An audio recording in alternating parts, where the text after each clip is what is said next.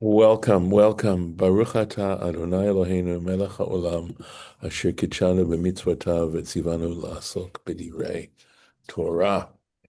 Well, we completed all the Rashis on Parshat Shlach Lecha. So we will be looking at Torah Temimah and going all the way back into Genesis, the Parsha of vaYera. And we're talking here, this is that famous opening passage of vaYera where Abraham welcomes the three angels and offers them hospitality. It is a great passage in terms of the value of hospitality, and we've read a few Torah Temimahs that have dealt with that. And let's see where we are. Oh, okay. So one of the ways, and one of the messages also that we've been reading here is how everything that we do, every good deed, every act of chesed that we perform is taken note of. And that you never know, maybe, years and years later, our descendants may be rewarded for the good deeds that we do ourselves. So again, it just heightens this notion of how significant our own behavior can be. And perhaps in recognizing that, we can modify some of the selfishness and narcissism that tends to surround us. So here we go. He says to them, Yukach na ma'at maim, let a little water be taken, v'rachatzu raglechem, and wash your feet, v'hishanu tachat ha'etz, and rest under the tree. Rest under the tree. So, Yukachna. Tana de Be Rabbi Ishmael. So he said in the school of Rabbi Ishmael, they said, Bischar shalosh zachu l'shalosh. In the merit and the reward of three actions, they subsequently, Israel, merited or received three things, three different actions.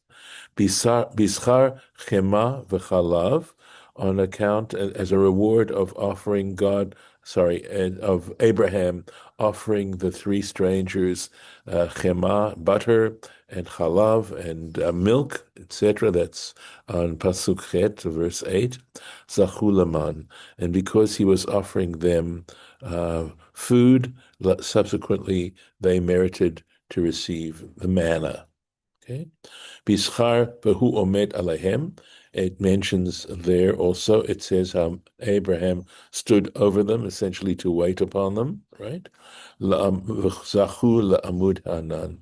They merited the pillar of cloud. And there's a note here. So let's take a look at that note. Udrasha Komemet. So we had a very similar kind of interpretation, and he's mentioning, Baruch Halevi Epstein is mentioning that in the previous interpretation, de bezchut v'hu omed alehem, that as a merit of Abraham standing over them to wait on them, zachu la'amida al hatzur, they were able to stand. Okay, there was a standing regarding the rock. Hainu ba'atzmo v'lo al yedei shaliach, and that is to say that so it's I am working hard to understand exactly the point he's making. Ba'atzmo means by himself, v'lo al yedei shaliach, and it could be first of all, what does it mean standing by the rock? I'm trying to think. I'm wondering if we're talking about water. I'm not sure the reference that he's giving, and perhaps I need to refresh my memory and see what standing by the rock we're talking about. But anyway, to continue this, it says, Hainu ba'atzmo v'lo al yedei shaliach. That is to say that he stood by himself. In other words, he didn't do this when he stood to wait on the strangers. I believe what it's trying to tell us here is the fact that he, Abraham, the head of the clan, was standing as a servant over these people to act as a waiter. Let me look and see if I can find, I'm just going to move this here so I can find my place easily. Oops, look at that. Sorry, I'm making a mess here. Okay, let's see. All right, system. Something else, I'll put this over here for now, but here we go with that. And let's go up here and see. Here we go. So, right. Okay, here we go. This is a reference, right? For who made alehem tachat ha'etz, right? He stood over them underneath the tree. Hineni, here we go. Hineni omed lefanecha. Behold, I will stand before you, Sham al hatzur bechorev. So it says by the rock regarding Chorev, Mount Sinai. So that particular revelation there. Okay, so let's go back to this now. Okay, let's find the place. Bischar yukach na ma'at mayim, and on the merit of him telling them to take a little, please to take a little water, zachu levaYera shel Miriam. They merited the well of Miriam. You remember that famous portable well that they had that followed them around the desert. Again, I have to think to myself that the notion of a portable well is a little bit of a stretch, but I think it must be having to do, if it's a way in which to describe the fact that throughout those wanderings in the wilderness, they always had a sufficient amount of water. That is based on a place where after Miriam died, they didn't have any water. And so the assumption is that on account of Miriam, they had a supply. And because they had a constant supply, it was as if they had this portable well. So I don't get too excited about statements like that that seem to stretch the imagination, that simply it's a literary way in which to try and describe an unusual situation. All right, let's go here. All right, let's just gonna put that here. So Ien Betani Tet. So he says, look at Tractate Tanit. It's a tractate that deals with fasts. Tet Aleph, page 9a. Amar Rabbi Yossi Berebbe Yehuda, said Rabbi Yossi Berebbe Yehuda, Be'er Nitan Israel. The well was given to the Jewish people, Bischut Miriam, on account of Miriam. So that seems to be a contradiction of what we just read, right? That the well was given on account of the merit of Abraham. So we're going to try and deal with this. Vihiksha Maharsha. We've come across the Maharsha before, that he's a major commentator in the back of the Gemara. It says he raised an objection. Sham, in that particular place, probably in Ta'anit, Hakan Mavu'ar. Look here, it's clear, She'avraham od zachal that Abraham also, right, he was the one who had given us the merit of this well. Uma shekatav l'taretz bazeh, and what the Maharsha wrote to try and harmonize this contradiction, right? Dvarav dechukim, according to the Torah Temimah, his argument is forced. Commotion of air, and he says he leaves it there for now, but he says we'll clarify that im yirtzeh Hashem, God willing, but Parshat Chukat, in the Parsha of Chukat. So the Parsha of Chukat, I believe, is going to deal with the point where Moses strikes the rock, right? And there. V'nir'eh, and it would appear nomar to say, to hakavana, that the intention, zachu levaYera shel Miriam, that when it says that here, where it says they merited this well of Miriam, zachu leMiriam shebishvila zachu levaYer, that in fact the reason that what they did merit was Miriam herself, that to have Miriam, who on account of whom they were then merited this well. V'kitzur lashonhu, and it's simply saying that it's stated here in an abbreviated way.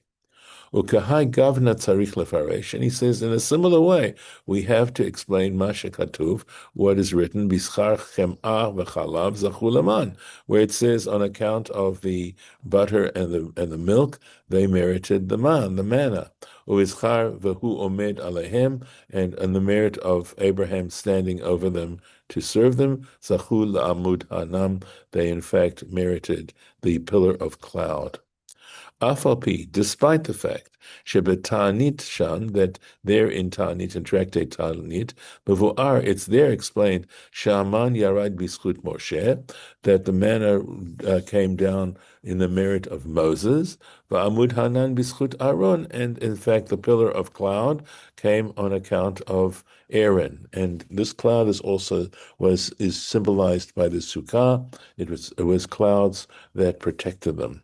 Ela hakavana, so that the intention is simply shebischar mash asa Avraham, that in the merit of what Abraham performed, zachu banav leMoshe ulaharon, that his descendants, right?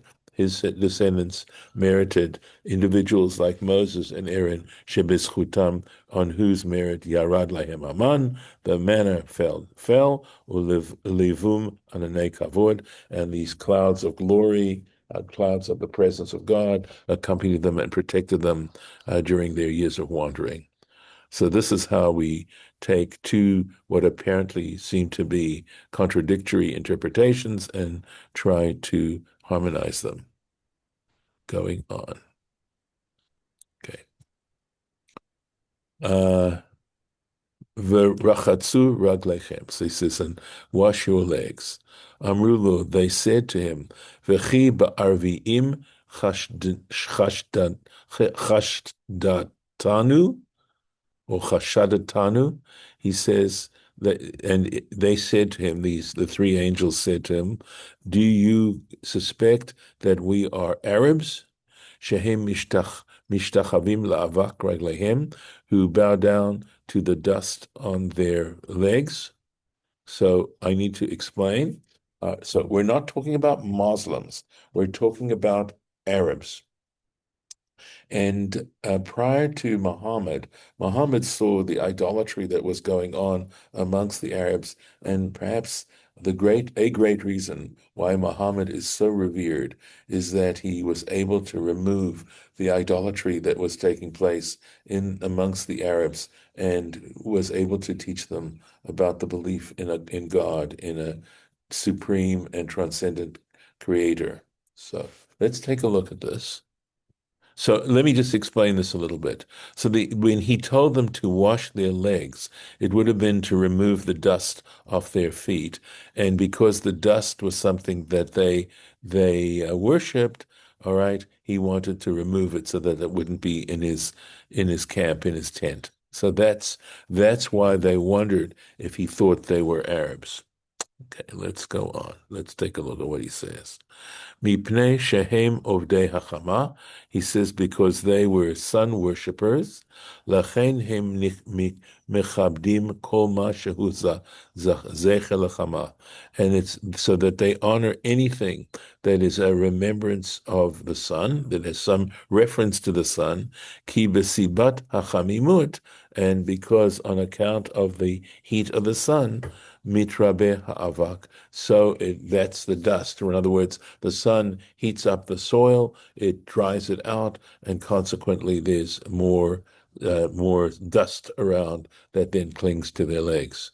And he says, V'yein, and this is the Shla, stands for Shnei Luchot Habrit, Adaf Reish Memed Hey, and that's page 245. And here is something about the Shalah, right? Isaiah Horowitz, this was composed in Ottoman Palestine, the Shnei Luchot Habrit. It is considered a major work on halacha, right around 1611 to 1631. And right, this was Shnei Luchot Habrit, 17th century encyclopedic compilation of ethics, mysticism, and law that profoundly influenced the development of Chassidut. It was originally compiled as an ethical will and was first published by the author's son posthumously. And it is, as you can see, it's a major, major work. So, and we know a little bit about ethical wills, right? That's what you leave to your descendants to try and encourage them to act in ethical ways, in worthy ways. So, finishing this up, here we go. Kvar yatsa mimenu Yishmael, and he says, at this particular point, I'm thinking Yishmael had already uh, he had already sired Yishmael, right? So it's possible why he was thinking because he saw Yishmael's behavior and he was worried about them coming in with dust on their legs. Okay, so let's take a look. Klomar, that is to say, ne'enash al zeh, he was actually punished. Abraham was punished. Sheyatza mimenu Yishmael, that Yishmael was a descendant of his. So because Yishmael, he's going to say, let's keep going. V'tzarich lomar, and so we need to say, the love davka ba'arviyim mamash chashtam. We should say that it wasn't exactly that he suspected them of being Arabs. Lo hayu az od arviim, because at that point there weren't any Arabs. It could well be that Ishmael was there, all right, but had been born. But at that point, Ishmael had not produced any descendants, and there's no reason to think there would have been actually Arabs around. Shemakuram Ishmael, because their source, right, is actually from Ishmael. Ella, Ritzah Lomar, but he wanted to, what is really meant here is the Maaseh Arviim. So when the Gemara is talking about that they said to him, "Do you suspect we're Arabs?" It isn't. We shouldn't take that literally. In other words, do you suspect that we are going to be behaving like Arabs? So, for ta'am hadiyuk, in other words, that we worship the sun, and that's not necessarily Arab specifically, but that we worship the sun, and that's why, we don't care about this, or we want to keep the dust of our feet on our feet. Okay, so all right, let me keep going on. Excuse me one moment. I'm going to pause.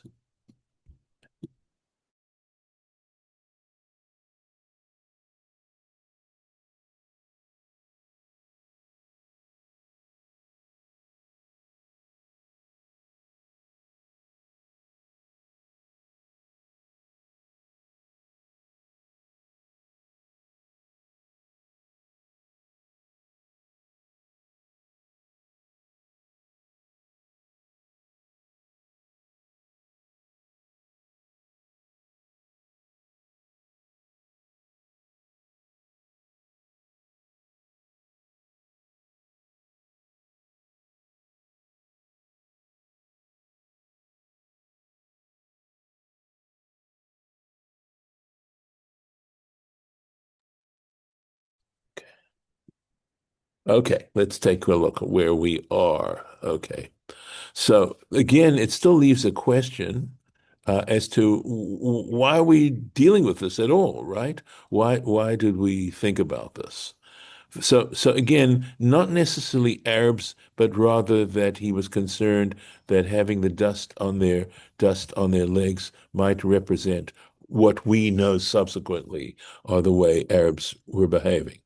The tam hadiyuk, and the reason for this particular note, hu mipnei shehikdim harechitza lelina shelo kanahuk, and the reason is because he first asked them to wash their legs, and then he told them to rest under the tree.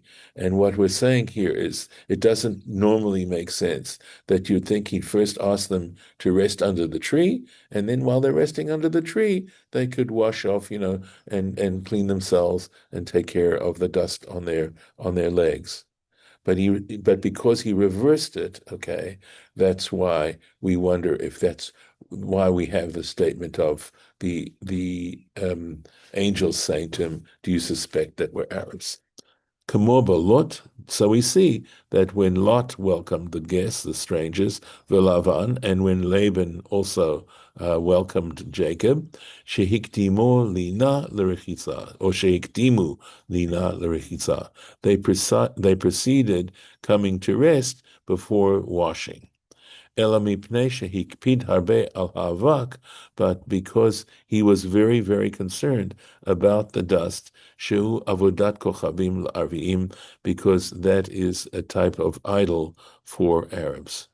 Lachen hiktim harechitza, and for that reason he told them to wash off their legs to begin with.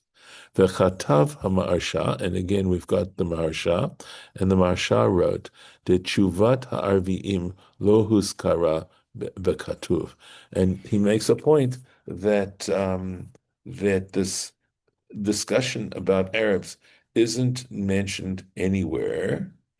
Lo limdua, and they did not learn about this or suggest this. Ella midanash Abraham, but because Abraham was subsequently punished, sheatzami menu Yishmael, that Yishmael should be his descendant. And the truth is, of course, Yishmael, at least in the Torah, right, is not the greatest character in the world. I don't know that we necessarily feel he's a terrible character, but he's not at least considered a worthy person, at least worthy of being a descendant of Abraham. And that, so the question then, given Abraham's level of righteousness, the question is, for what reason would Abraham be, quote, quote, punished to have such a child? And of course, we know that Abraham also had, I believe, 10 other descendants, subsequently through Keturah, and none of them have the connection, the covenantal relationship that Israel has. So let's keep going. And it goes on, Asher Mimenu Yatsa Mimenu Ishmael. Ishmael descended from him. Asher Ha'arviim Heim Zaro, because the Arabs consider themselves to be descendants of Ishmael. Ha'ovdim Bazeh, who serve in this way. The Kaimalan, and we have a tradition, and this is found in Shabbat Tzadik Zayin Aleph, so that would be 97a, HaChoshed Biksherim, one who acts suspiciously of people who are honest and legitimate, Luka Begufo, is punished personally. He is personally punished. In other words, we have this principle that's mentioned in Shabbat that we should never, ever say anything derogatory about someone else and to suspect them. We shouldn't act with suspicion about them unless we know for a fact that they're dishonest or that they're not good characters. But we shouldn't just assume about a person who's a stranger or someone we know nothing about that somehow they're not kosher, they're not good. So, I don't know if you have any comments about this. Clearly, we want to be very careful. I do not feel it's appropriate at all to hold Arabs under this, it casts them in a negative light. I don't believe in it. And as I said, one of the reasons they revere Muhammad so much is because they recognize that before Muhammad, they were practicing idolatry. So going on, let's go on a little bit. Well, we can just take a look at the continuation of the verse. Let's go on. So we read this up to here. Just want to show you, right? Where he tells them to rest under the tree. And then it goes on to say, Ve'echa pat lechem, and I will take a loaf of bread, or v'sa'adu libchem, and satisfy yourselves, achar ta'avoru, and after that you shall pass on. Ki al ken avartem al avdachem, because for this very reason that I offer hospitality to you, you went by your servant. Vayomru, and they said, Kain ta'aseh, indeed you should do, kasher dibarta, just as you're proposing. In other words, they were willing to accept Abraham's hospitality. And we will leave it for there until next time. So, any comments at this point on what we just did? Arlen, do you have anything you want to mention? You'll need to come off mute. I don't have a comment because it's explainable. Very explainable. Okay. All right. Very good. All right. We'll let it go for today. And I will